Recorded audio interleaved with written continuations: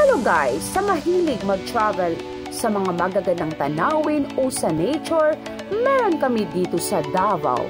Siyempre dahil proud Davaoenyo tayo, isi-share ko ang isa sa mga magandang pasyalan dito sa Davao. Gusto niyo ba ng Malan, Netherlands na aurahan? Meron kami dito. Papunta pa lang ng Kapatagan, mamamangha ka na talaga sa kagandahan ng kalikasan. Located at Sitio Bacuco, Barangay Kapatagan, ito po yung Jardín de Señorita, ang Malan, Netherlands dito sa Davao.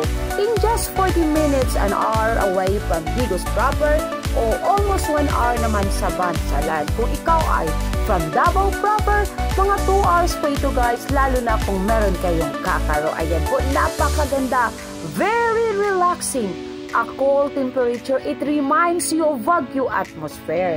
At makikita mo ang fantastic views ng Mount Apo. Ayan po guys, napakalaki talaga ng Davao. At marami pa kayong matutuklasan na mga magagandang tanawin o pasyalan. Kaya bye-bye muna guys!